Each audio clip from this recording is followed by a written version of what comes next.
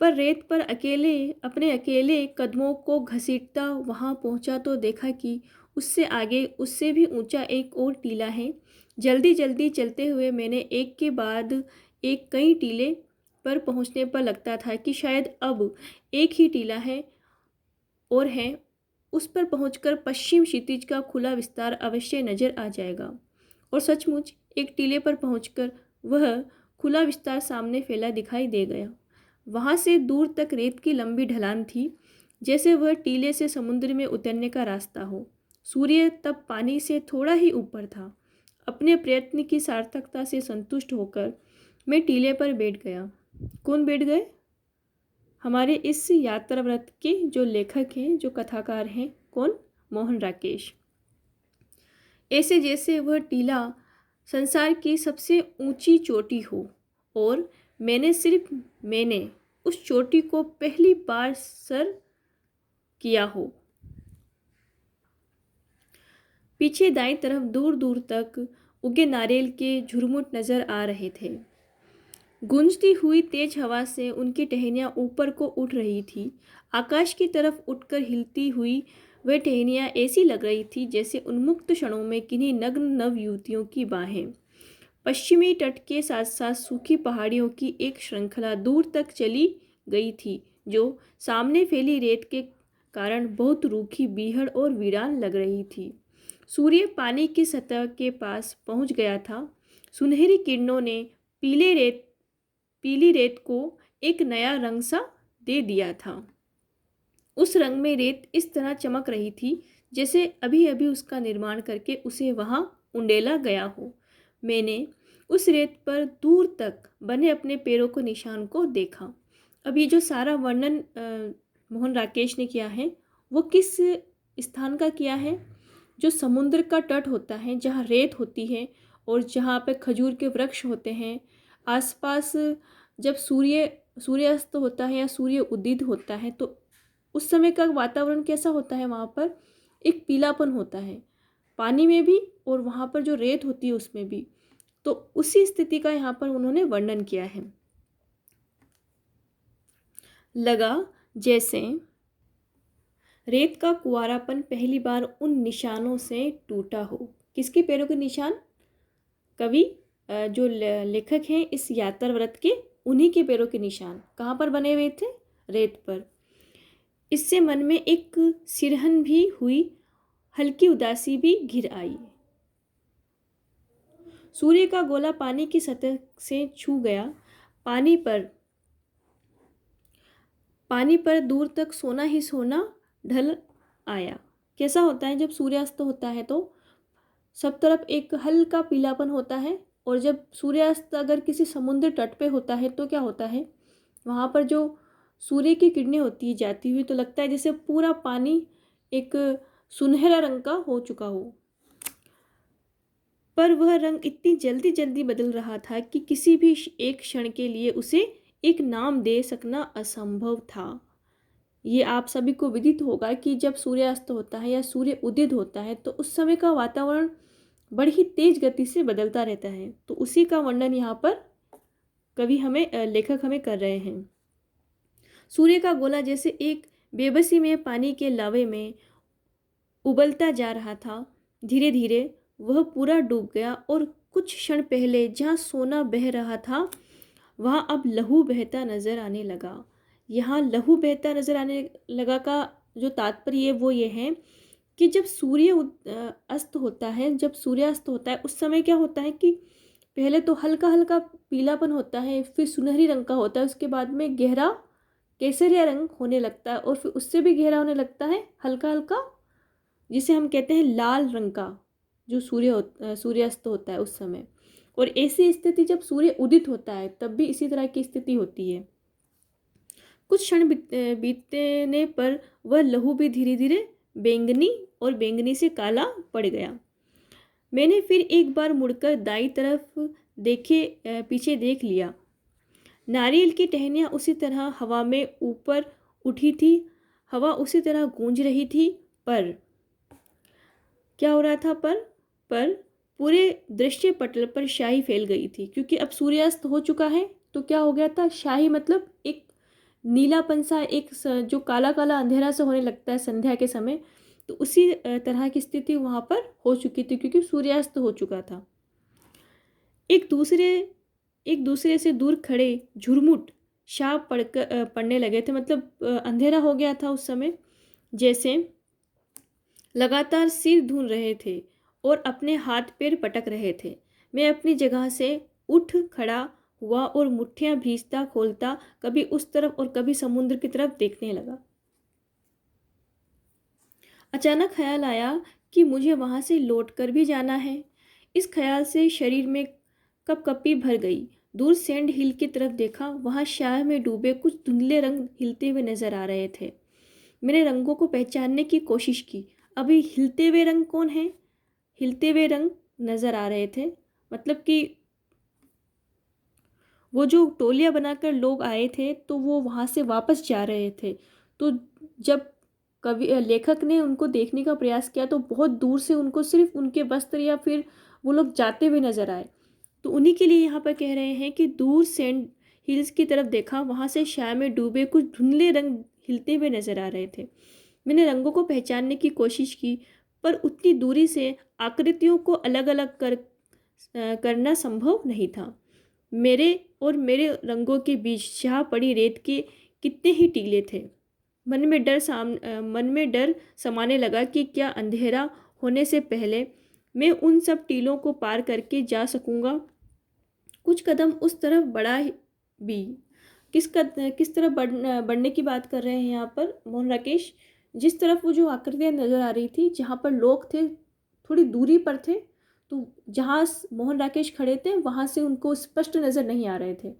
तो उन्होंने दो चार कदम उस दिशा में बढ़ाने की कोशिश की जहाँ पर लोगों की टोलियाँ थी, पर लगा कि नहीं, उस रेत में जाऊंगा तो शायद रेत में ही भटकता रह जाऊंगा। इसलिए सोचा बेहतर है नीचे समुद्र तट पर उतर जाऊं। तट का रास्ता निश्चित रूप से केप होटल, जिसमें वो रुके हुए थे, केप होटल के सामने तक ले जाएगा।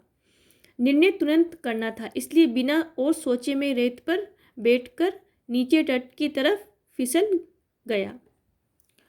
पर तट पर पहुंचकर कि कुछ क्षण बढ़ते अंधेरे की बात भूल भूल पर तट पर पहुंचकर कि कुछ क्षण बढ़ते अंधेरे की बात भूल रहा। कारण था तट की रेत, है ना। अंधेरे की बात क्या हो गया? कुछ समय के लिए मोहन राकेश जो थे, उन्होंने कुछ समय के लिए वो अंधेरे की बात को भूल गए। कारण था तट की रेत, वहाँ की जो रेत थी उसके कारण। यूँ पहले भी समुद्र तट पर कई कई रंगों की रेत देखी थी, सुरमई, खाकी, पीली और लाल, मगर जैसे रंग उस रेत में थे वैसे मैंने पहले कभी नहीं कहीं की रेत में नहीं देखे। कितने अनाम रंग थे वे, एक एक इंच पर एक दूसरे से अलग, और एक एक रंग कई कई रंगों की झलक लिए हुए। काली घटा और घनी लाल आंधी को मिलाकर रेत के आकार में ढाल देने से रंगों की जितनी तरह के अलग अलग सम्मिश्रण पाए जा सकते थे वे सब यहाँ थे, और उसके अतिरिक्त भी बहुत से रंग थे। मैंने कई अलग अलग रंगों की रेत को हाथ में लेकर देखा और मसल कर नीचे गिर जाने दिया। जिन रंगों को हाथों से नहीं छू सका उन्हें पैरों से मसल दिया। मन था कि किसी तरह हर रंग की थोड़ी थोड़ी रेत अपने साथ रख लूं, पर इसका कोई उपाय नहीं था। यह सोचकर कि फिर किसी दिन आकर उस रेत को बटेरूंगा, मैं उदास मन से वहाँ से आगे चल दिया। ऐसा होता है कि जब हम किसी प्राकृतिक स्थान पर जाते हैं तो वहाँ के दृश्य को देखकर हम इतना भाव विभोर हो जाते हैं कि हम सोचते हैं कि ये जो सारा दृश्य है इसको किसी ना किसी तरह हमारे साथ, या हम इसको, इस जो अभी जो क्षण बीत रहा है इसको अपने साथ कैद कर ले। यहाँ की हर चीज़, यहाँ की हर जो प्रकृति की सुंदरता है इसको अपने साथ समेट कर ले जाए, पर वो संभव नहीं हो पाता है। तो उन सारी स्थिति की जो बात है, यही मोहन राकेश जो हैं इन्होंने भी वही बात यहाँ पर कही है। समुद्र में पानी बढ़ रहा था, तट की चौड़ाई धीरे धीरे कम होती जा रही थी। एक लहर मेरे पैरों को भिगो गई तो सहसा मुझे खतरे का एहसास हुआ। मैं जल्दी जल्दी चलने लगा। तट का सिर्फ 3-3, 4-4 फुट हिस्सा पानी से बाहर था। लग रहा था कि जल्दी जल्दी ही पानी उसे भी अपने अंदर समा लेगा। एक बार सोचा कि खड़ी रेत से होकर फिर ऊपर चला जाऊं, पर वह शाह पड़ती रेत इस तरह दीवार की तरफ उठी थी कि उस रास्ते ऊपर जाने की कोशिश करना ही बेकार था। मेरे मन में खतरा बढ़ गया। मैं दौड़ने लगा। आपके साथ भी कभी ऐसा हुआ होगा कि जब अंधेरा हो जाता है, या फिर आप कहीं प्राकृतिक स्थान पे हो या कहीं ऐसी जगह पे हो जो जो आपके लिए अनजान है, तो आपको कुछ समय तो आप प्रकृति की जो वहाँ की खूबसूरती है उसमें खोए रहते हो।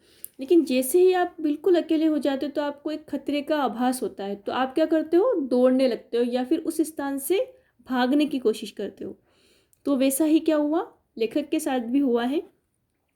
दो एक और लहरें पैरों के नीचे तक आकर लौट गई। मैंने जूता उतारकर हाथ में ले लिया।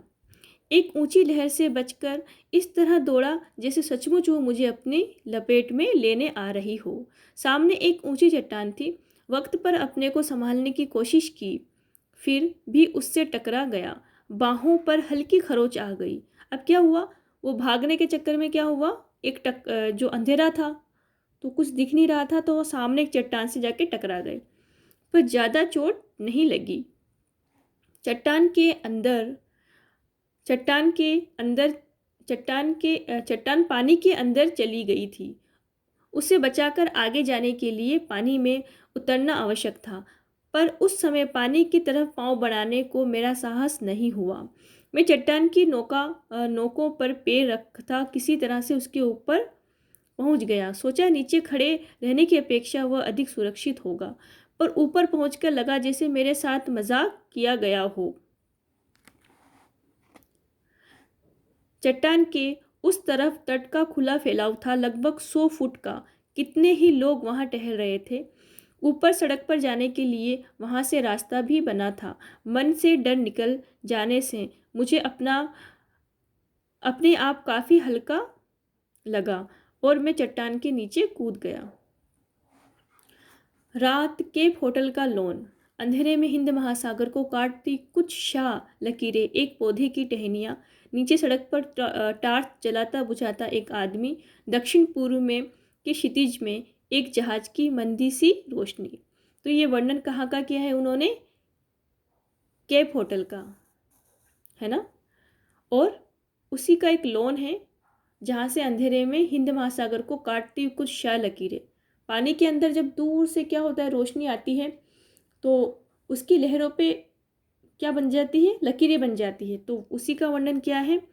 और उसी लॉन में क्या था, कोई व्यक्ति था जो टॉर्च को जलाता बुझा रहा था, और दक्षिण पूर्व के क्षितिज में एक जहाज की जो मध्यम जो रोशनी होती है वो वहाँ दिख रही थी। मन बहुत बेचैन था, बिना पूरी तरह भीगे सूखती मिट्टी की तरह। अब देखिए ये कितना सुंदर इन्होंने बात कही। मन बहुत बेचैन था, बिना पूरी तरह भीगी सूखी मिट्टी की तरह। किस तरह से बेचैन था उनका मन? क्योंकि उन्होंने अभी अभी रेत देखी है, तो उसी का सुंदर उदाहरण यहाँ दिया उन्होंने। किस तरह से बेचैन था? जिस तरह से भीगी आधी जो भीगी मिट्टी होती उस तरह से। जगह मुझे इतनी अच्छी लगी थी कि मन था कि अभी कई दिन कई सप्ताह यहाँ रहूं, पर अपने भुलक्कड़पन की वजह से एक ऐसी हिमाकत कर आया था कि लग रहा था वहां से तुरंत लौट जाना पड़ेगा। अपने सूटकेस खोलने पर पता चला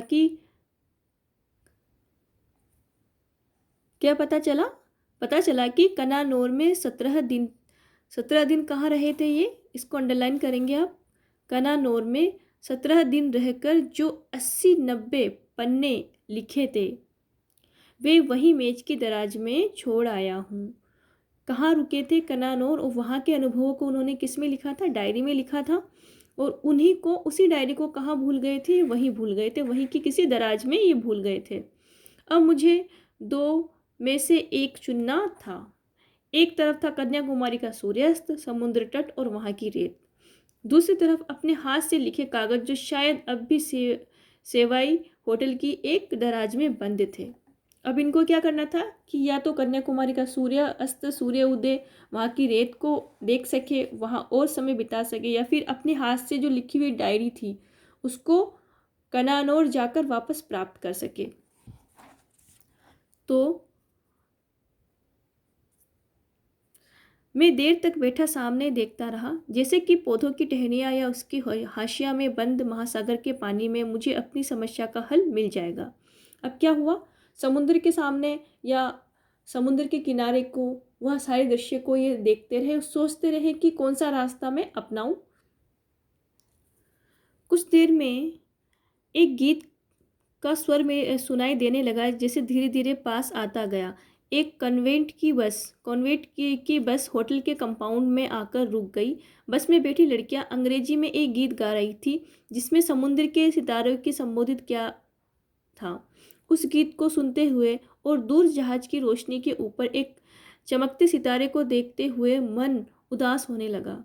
आपने भी कभी देखा होगा चमकता सितारा, जब बिल्कुल रात को या फिर आधी रात को या फिर संध्या के समय जब सन्नाटा हो जाता है, उस समय आकाश में आप देखना कि कुछ सितारे ज़्यादा चमकते हैं और कुछ कम चमकते हैं। तो वहीं पर समुद्र के किनारे की बात ये कर रहे हैं, कन्याकुमारी की केप होटल की बात कर रहे हैं। वहीं से इन्होंने क्या देखा, चमकता सितारा देखा।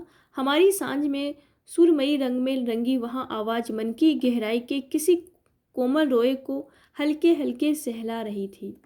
लग रहा था कि उसे रोए की जिद शायद मुझे वहाँ से जाने नहीं देगी, लेकिन उससे जिद एक और रोया था, है ना, उससे जिद्दी एक और रोया था। दिमाग के किसी कोने में अटका जो सुबह वहाँ जाने वाली बसों का टाइम टेबल मुझे बता रहा था। कहाँ जाने वाली?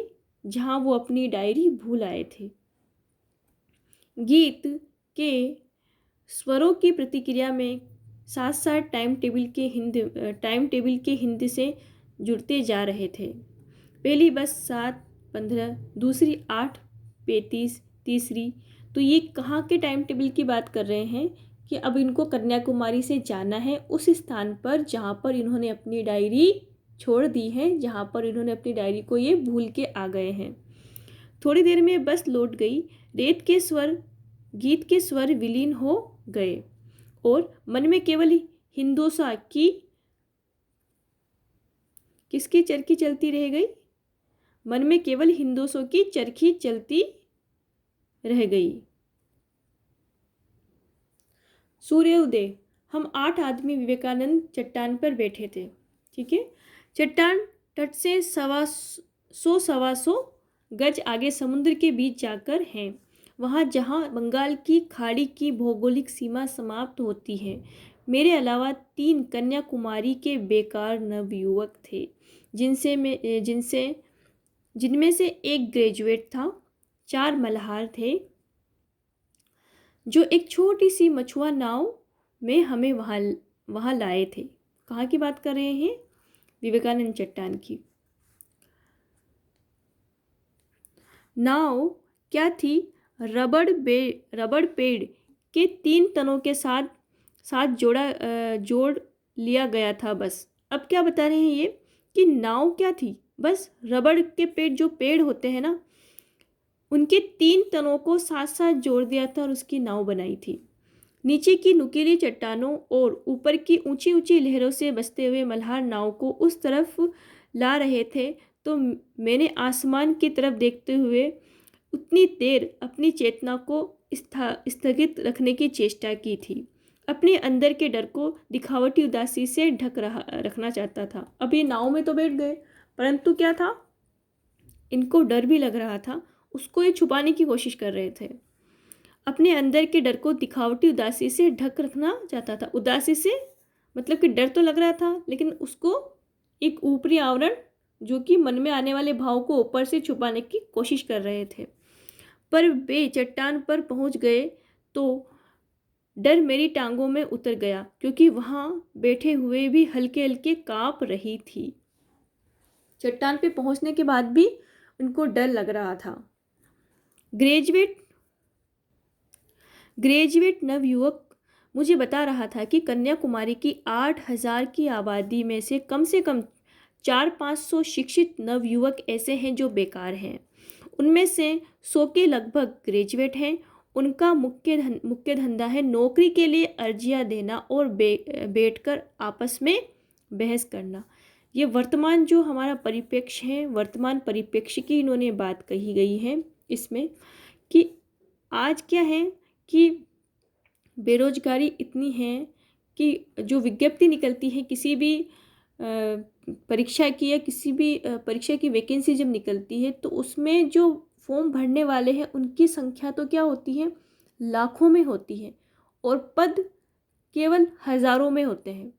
तो इसलिए उसमें से आधे बेरोजगारी रहेंगे। तो वर्तमान स्थिति में यह है कि उनका मुख्य धंधा क्या है, नौकरियों के लिए अर्जियां देना, ठीक है, और आपस में बैठकर उस पर बहस करना होता है ऐसा। वह खुद वहाँ फोटो एल्बम बेचता था। दूसरे नवयुवक भी इसी तरह के छोटे मोटे काम करते थे। हम लोग सीपियों का गुदा खाते हैं और दार्शनिक सिद्धांतों पर बहस करते हैं। वह कह रहा था, इस चट्टान से इतनी प्रेरणा तो हमें मिलती है मुझे दिखाने के लिए उसने वहाँ से एक सीपी लेकर उसे तोड़ा और उसका गुदा मुंह में डाल लिया। पानी और आकाश में तरह तरह के रंग झिलमिला कर छोटे छोटे दीपों की तरह समुद्र में बिखरी शाह चट्टानों की ओर से सूर्य उदित हो रहा था। अब सूर्य उदित हो रहा है तो उस समय भी आकाश में अलग अलग तरह के रंग होते हैं। अगर बादल होते हैं तो उससे भी क्या होता है कि जो रोशनी निकलती है तो उससे भी अलग अलग तरह के रंग हमें दिखाई देते हैं। घाट पर बहुत से लोग उगते हुए सूरज को अर्घ्य देने के लिए एकत्रित हुए थे। घाट से थोड़ा हटकर गवर्नमेंट गेस्ट हाउस के बेरे सरकारी मेहमानों को सूर्योदय के समय की कॉफ़ी पिला रहे थे। 2 स्थानीय नव युवतियाँ उन्हें अपनी टोकरियों से शंख और मालाएं दिखा रही थी। वे लोग दोनों काम साथ साथ कर रहे थे, मालाओं का मोल तोल और अपने बाइनाक्यूलर्स से सूर्य दर्शन। मेरा साथी अब मोहल्ले मोहल्ले के हिसाब से मुझे बेकारी के आंकड़े बता रहा था। बहुत से कड़क काक हमारे आसपास तैर रहे थे। यहाँ की बेकारी की समस्या और सूर्योदय की विशेषता इन दोनों से बेलाग। मेरे साथियों का कहना था कि लौटते हुए नाव को घाट की तरफ से घुमा कर लाएंगे। हालांकि मल्हार उस तूफान में उधर जाने के हक में नहीं था। बहुत कहने पर मल्हार किसी तरह राजी हो गए और नाव को घाट की तरफ ले गए। नाव विवेकानंद चट्टान के ऊपर से घूमकर लहरों के थपेड़े खाती उस तरफ बढ़ने लगी। वह रास्ता सचमुच बहुत खतरनाक था। जिस रास्ते हम आए थे उससे कहीं ज़्यादा। नाव इस तरह लहरों के ऊपर उठ जाती थी कि लगता था नीचे आने तक जरूर उलट जाएगी। फिर भी हम घाट के बहुत करीब पहुंच गए। ग्रेजुएट नवयुवक घाट के आगे की चट्टान की तरफ इशारा करके कह रहा था, यहाँ आत्महत्याएं बहुत होती हैं। अभी 2 महीने पहले एक लड़की ने उस चट्टान से कूदकर आत्महत्या कर ली। मैंने सरसरी तौर पर आश्चर्य प्रकट कर दिया। मेरा ध्यान उनकी बातों में नहीं था। मैं आंखों से तय करने की कोशिश कर रहा था कि घाट और नाव के बीच अब कितना फासला है। मतलब कि जब मोहन राकेश उस नाव में बैठे हुए थे तो वहाँ पर समुद्र में उठने वाली जो लहरें थी उनकी गति इतनी तेज़ थी कि उनका पूरा ध्यान ये था कि किसी न किसी तरह से घाट तक या घाट पर पहुँच जाए। वह आत्महत्या करने के लिए ही यहाँ आई थी। ग्रेजुएट नवयुवक कह रहा था कि सुना है उसे कुंवारेपन में ही बच्चा होने वाला था। अर्नाकुलम और त्रिवेंद्रम के बीच किसी गांव की थी वह। बाद में मुट्टम के पास उसका शरीर लहरों के किनारे पर निकाल दिया। एक लहर ने नाव को इस तरह ढकेल दिया कि मुश्किल से वह उलटते उलटते बची। आगे 3-4 चट्टानों के बीच एक भंवर पड़ा था। नाव अचानक एक तरफ से भंवर में दाखिल हुई और दूसरी तरफ से निकल आई। इससे पहले कि मल्हार उसे संभाल पाते वह फिर उसी तरह भंवर में दाखिल होकर घूम गई। मुझे कुछ क्षण के लिए भंवर और उसमें घूमते नाव के सिवा और किसी चीज़ की चेतना नहीं रही। चेतना हुई तब भंवर में 3-4 चक्कर खा लेने के बाद नाव किसी तरह उससे बाहर निकल आई। यह अपने आप या मल्हालों की कोशिश से मैं नहीं कह सकता कि अब ये क्या कह रहे हैं यहाँ पर मोहन राकेश कि इस तरह का भंवर उसमें उठ रहा था समुद्र के अंदर कि अपने आप नाव बिना किसी तरह से मल्हाल के संभाले ही उस भंवर में चली गई और बाहर भी निकल गई। भंवर से कुछ दूर आ जाने पर ग्रेजुएट नवयुवक ने बताया कि हम उस चट्टान को लगभग छू कर आए हैं जिस पर से कूदकर उस नवयुवती ने कन्याकुमारी की साक्षी में आत्महत्या की है। पर मैंने तब तक उस चट्टान की तरफ ध्यान से नहीं देखा जब तक कि हम किनारे पर के बहुत पास नहीं पहुंच गए। अब जो इसके लेखक हैं मोहन राकेश, उनका पूरा ध्यान ये था कि किसी न किसी तरह से किनारे पे पहुंचा जाए। जो वो ग्रेजुएट जो नवयुवक था, जो सारी बातें वो बता रहा था, उन सब बातों पर उनका ध्यान नहीं था। जब किनारे पर तट पर वो पहुंच चुके थे लगभग, उस समय मोहन राकेश ने उस नवयुवक की बातों को ध्यान से सुना। यह भी वहां पहुंचकर जाना कि घाट की तरफ से आने का इरादा छोड़कर मल्हाल उसी रास्ते से नाव को वापस लाए जिस रास्ते से पहले ले गए थे।